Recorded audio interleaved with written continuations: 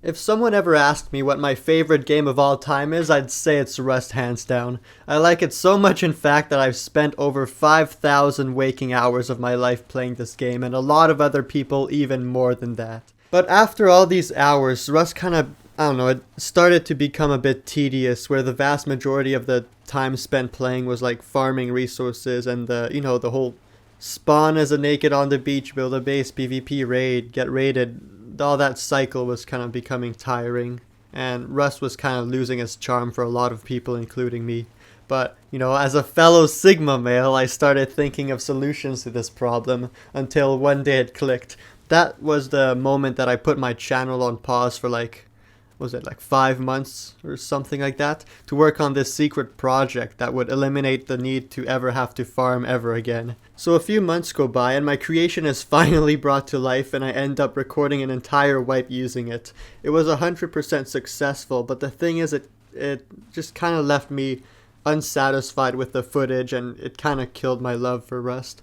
I was about I don't know, I was halfway through the editing that video that I was gonna put out, but I just ended up scrapping it because it wasn't really what I was expecting. So in a nutshell, I wanted to make a farming bot that would catch fish all night, so I would wake up in the morning to catch the fish for scrap at the fishing village. I bought a book on how to learn to code in Python, and then I coded it. I had a special base design on the water that would have two of these guys running at the same time. One of them was on my own PC, and then the other one was running on my grandma's old PC that I beefed up with some random cheap computer parts so it can run the game. We had so much scrap that we could have bought like 7 gears at Outpost. The rest of the wipe was kind of just raiding random bases with like no worries of losing anything in the process, because we had like infinite scrap, so we can just buy LRs or buy, basically in other ways, buy more sulfur. And it kind of just became kind of boring. It kind of made me realize why I've grown out of the game. The thing is, if you've ever seen those random motivational David Gogging Sigma male grind set eating dirt at 3 a.m. YouTube shorts, you're probably familiar with the whole concept of it's not the destination but the journey that counts. Even though there was a lot of hurdles to face, like my program bugging out in the middle of the night sometimes and trying to fix it at 2 a.m., honestly, I really enjoyed the process of making that project. It felt extremely rewarding, but, once it's all over and complete, my brain just looked for the next thing to do. A lot of you guys are stuck in the same Rust wipe cycle where you do practically the same thing over and over again, expecting to experience new adventures, but after a while you kind of start having practically like the same wipe every time, just with a couple differences.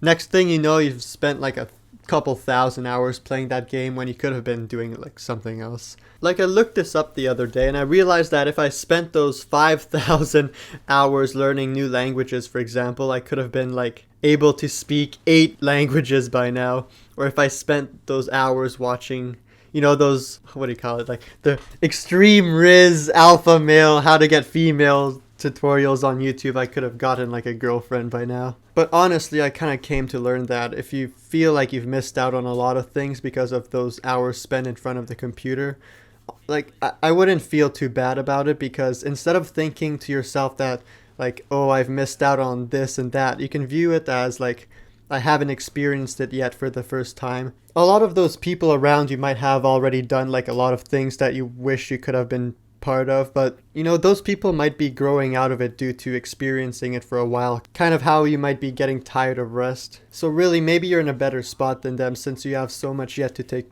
part in life.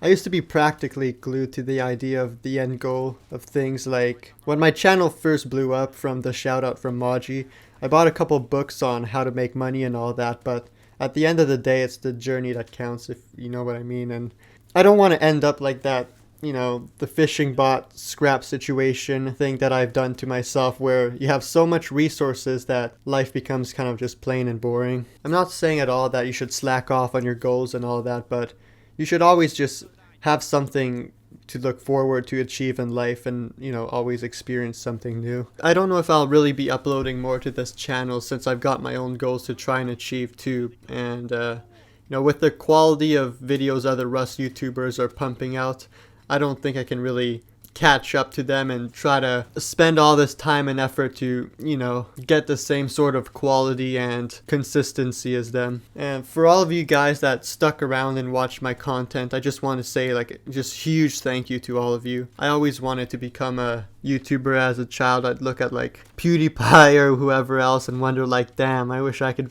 you know, be like him. And you guys kind of just gave me a glimpse of what that really feels like, and I really appreciate that. I'm sorry I kind of have to go and do my own things in life, but I wish every one of you the best of luck in the future. Shit. Oh, shit! Do you want to try and drive? Where you at, bitch? It's over here. Pull up! Так дайте пацанам посчитать потери. Суммы нули погибают на сцене.